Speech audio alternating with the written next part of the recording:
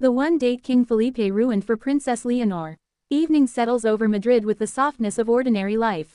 Street lights glow along quiet avenues. Somewhere beyond the guarded perimeter of Zarzuela Palace, young people gather in cafes, laughter spilling into the night without consequence. Inside the palace gates, consequence is constant.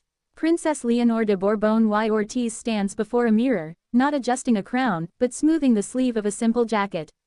No tiara, no sash, just a young woman preparing to step briefly into something resembling normalcy.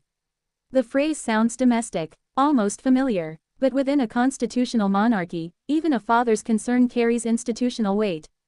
For a future sovereign, even personal moments are subject to constitutional gravity. The date itself was unremarkable.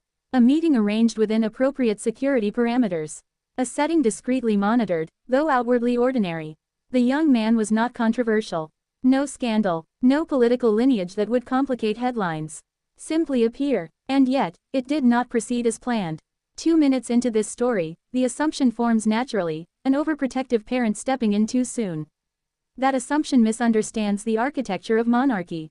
King Felipe VI is not merely a father navigating adolescence. He is head of state of a parliamentary democracy whose stability depends on disciplined symbolism. Every appearance by his heir is calibrated. Every association evaluated for long-term consequence. What appears to be interference is often preservation. Spain's monarchy has endured recalibration.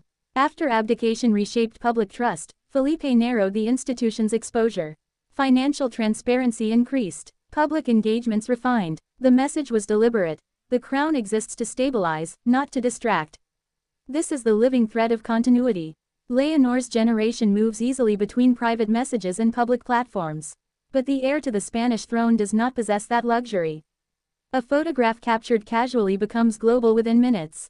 Commentary emerges in Washington think tanks as quickly as it does in Madrid tabloids.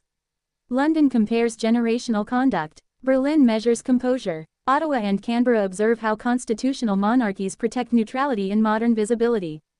5 minutes pass, and the phrase returns. It was not dramatic. No raised voices. No public cancellation. Instead, a conversation behind closed doors.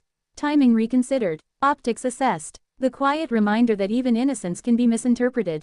In monarchy, misinterpretation is risk. National identity is woven into these rituals. Spain's crown represents unity above partisan division. Catalonia's sensitivities. Basque autonomy. Coalition politics in the Cortes. The sovereign must remain distant from any narrative that might suggest partiality or vulnerability to influence. A teenage date, in isolation, is harmless.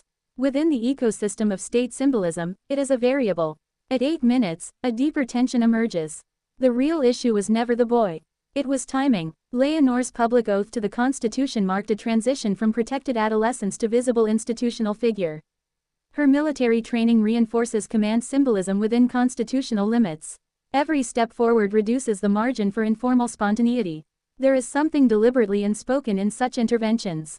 Felipe understands scrutiny. He has navigated economic crises, regional strain, and the residual shadow of past controversies.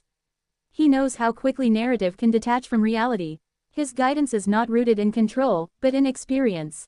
Continuity is not abstract here, it is embodied in visible presence. At 10 minutes, the broader strain becomes visible. Europe is recalibrating trust in institutions. Younger generations demand transparency yet critique hierarchy.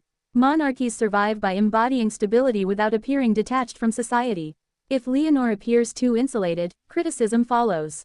If she appears too casual, credibility erodes. The approaching tension is generational. The United States observes allied stability within NATO frameworks. The United Kingdom measures parallel challenges faced by its own young royals. Canada and Australia debate constitutional relevance quietly but persistently. Germany evaluates steadiness as a prerequisite for diplomatic reliability. Philippe's intervention was not about one evening. It was about trajectory. At 14 minutes, the realization sharpens into inevitability. There is no rehearsal space for the heir to Spain. Every personal milestone intersects with constitutional expectation. The point of no return arrives when the heir recognizes that ordinary rites of passage are filtered through statecraft. For a future sovereign, even personal moments are subject to constitutional gravity. The cancelled date becomes symbolic, not of restriction, but of recalibration. A reminder that privacy narrows as proximity to sovereignty increases. Power is structural, not emotional. Philippe's role requires distance. Leonor's preparation requires discipline. The crown cannot pause for adolescence. It cannot afford a narrative that trivializes the gravity of succession. And yet, beneath the structure lies humanity. A father who understands disappointment. A daughter who feels it. The intervention is not rejection of youth. It is protection of continuity. At 19 minutes, the horizon darkens slightly. Spain's future will test institutional resilience. Economic fluctuations. Political fragmentation. Shifting European alliances. The monarchy must remain an anchor while elected governments rise and fall. If public confidence wavers, the sovereign becomes symbol of steadiness. That steadiness begins with perception. Perception begins with conduct, not to control affection, to preserve legitimacy. Felipe knows that one day Leonor's relationships will carry diplomatic implications. A future consort will be scrutinized internationally. Background, profession, political neutrality, all examined through transatlantic lenses. Washington will interpret signals. London will compare precedent. Ottawa and Canberra will assess constitutional optics. Berlin will analyze institutional composure. The preparation begins now. Deleting a dinner reservation, postponing a meeting, choosing timing over impulse. These are not dramatic acts. They are structural ones. This is the living thread of continuity. As the evening dissolves into quiet routine, no headlines record the adjustment. No official communique acknowledges it. The palace remains still. Spain continues unaware. But inside the architecture of succession, a lesson has been reinforced. Duty outweighs desire. For a future sovereign, even personal moments are subject to constitutional gravity. Leonor will have companionship. She will have choices. But those choices will unfold within a framework defined by the Constitution and by centuries of adaptation. Philippe's intervention was not the closing of a door. It was the careful timing of when that door should open. One day, she may stand in his place, advising her own heir on the invisible costs of visibility. She will understand the balance between protection and preparation. The crown endures not because it denies humanity, but because it disciplines it.